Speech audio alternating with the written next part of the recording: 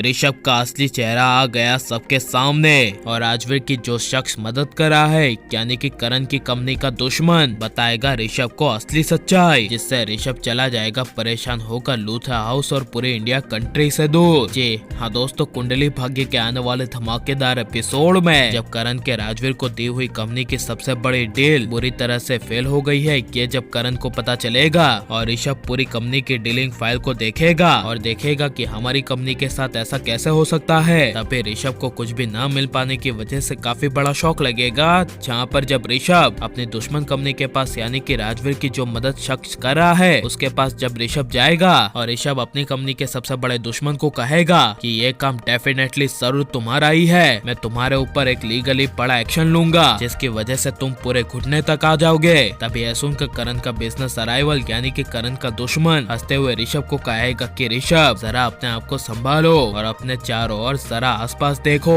तुम्हारी कंपनी अब तक की जो सबसे बड़ी बिजनेस डीलिंग से हारी है उसकी वजह तुम्हारी कंपनी में ही तुम्हारे घर के अंदर से कोई एक मेंबर है और उसी मेंबर की वजह से तुम हारे हो, तुम्हारी कंपनी हारी है जिसकी वजह से अब तुम्हारी सालों की मेहनत बर्बाद, अब तुम्हारी कंपनी को डूबने से कोई नहीं रोक सकता। तभी यह सुनकर ऋषभ को काफी बड़ा शौक लगेगा। जहाँ पर जब ऋषभ करण के दुश्मन को कहेगा कि बताओ वो कौन है, क्या तुम्हें पता है, प्लीज तुम एक हमारे कंपनी के बिजनेस पार्टनर हो, वो अलग बात है कि तुम हमारे बिजनेस अराइवल हो, लेकिन एक बिजनेसमैन दूसरे बिजनेसमैन को धोखा कैसे दे सकता है, इसीलिए मुझे प्लीज बता दो कि वो कौन था जिसकी वजह से हमारी कंपनी को कोई कॉन्ट्रैक्ट नहीं मिला। तभी यह सुनकर करण का दुश्मन राजवीर का नाम लेते हुए ऋषभ को कहेगा कि राजवीर, जिसे सुनकर ऋषभ के होश उड़ जाएंगे। जहाँ पर जब ऋषभ अपने बिजनेस अराइवल दुश्मन को कहेगा कि ऐसा नहीं हो सकता, तुम झूठ बोल रहे हो, हमारा राजवीर हमारे ही परिवार के साथ धोखा हमें नहीं दे सकता। तभी यह सुनकर ऋषभ की कंपनी का दुश्मन सच बताते हुए ऋषभ को कहेगा कि देखो ये सारी फाइलें और कॉपीज हैं, तुमने राजवीर को ही संभालने के लिए दी थी ना,